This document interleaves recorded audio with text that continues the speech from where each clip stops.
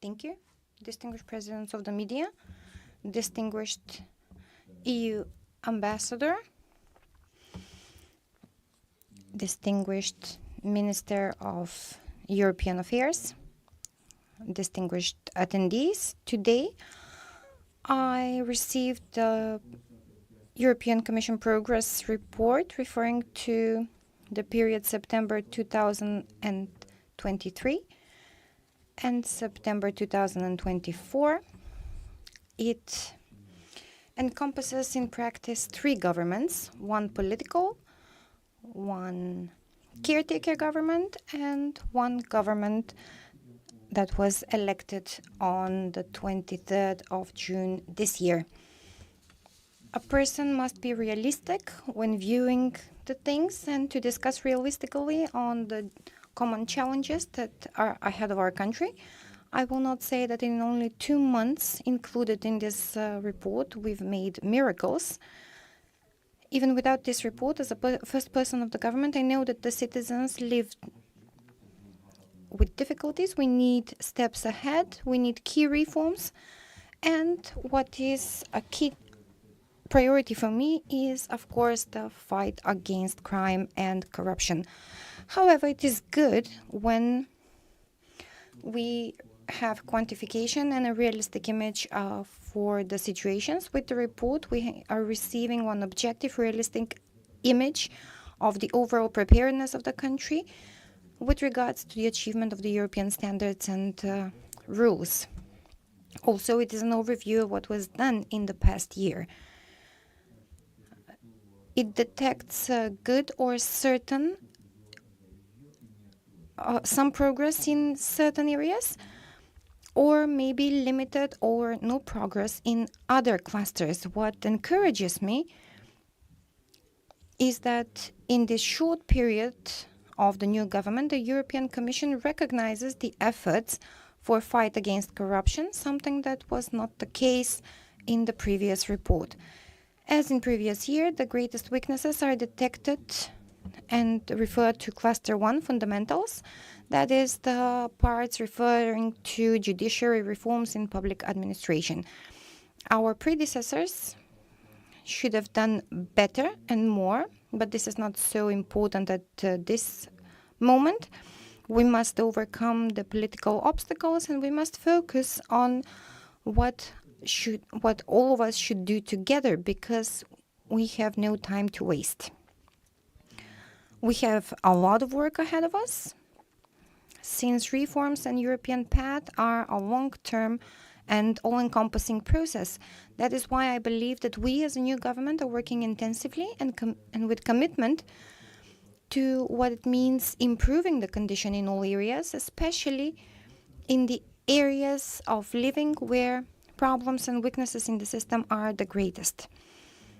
That is why we need engagement from all levels of power, executive, but also legislative and judiciary, but also from our administration and all other social stakeholders, the private sector, the civil society, the academic community, etc.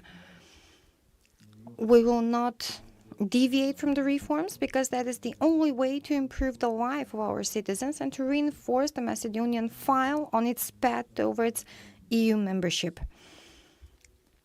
Not only due to the bureaucratic fulfillment of the conditions, but for the essential moving ahead and transformation in the real sense of the word. This is our obligation in order to provide better present for all of us and better future for the next generations. And in the very end, I know that the citizens are tired of this whole process and that we are in the waiting room without any justification, but this is the strategic goal of everyone, the membership into the EU. Thank you. Ambassador? Thank you, Prime Minister. I'm very pleased that I had the opportunity to present this progress report today. I did the same thing a little bit earlier to the President of the Republic and to the Speaker of the Sobranie. It comes at a very opportune moment. It is just 1 week after the European Commission adopted the government's reform agenda, And at the same podium, the President Ursula von der Leyen 1 week ago also reminded that this was an excellent reform agenda. So we have now the total screenshot, what already the government has approved, and our progress report. So this could be the platform for which we are going to work together in the coming 1 year. And the Prime Minister made concrete references that it was through a period of 3 governments and with some limited or some progress in some areas. But the important thing is that there was not backsliding, and we are committed to work hand in hand in order that in 1 year's time, when we do the same exercise, we can say that there has been greater progress.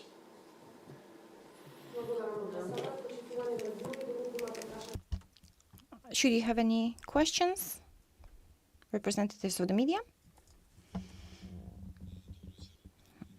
Good evening, Prime Minister. The report mentions the constitutional amendments as one of the conditions for closing the first negotiation cluster. This is a technical matter.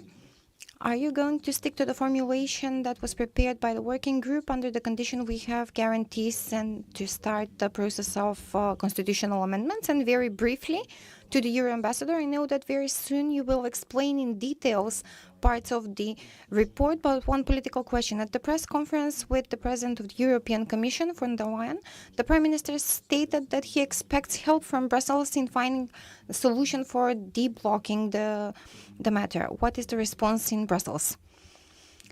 Thank you. When we will have something new, any progress, we will let you know. You will be informed. I will also give a detailed and press conference on Friday together with the Minister of European Affairs, but I stick 100% to the transcript of what our President Ursula von der Leyen said in this same forum about the question that you asked.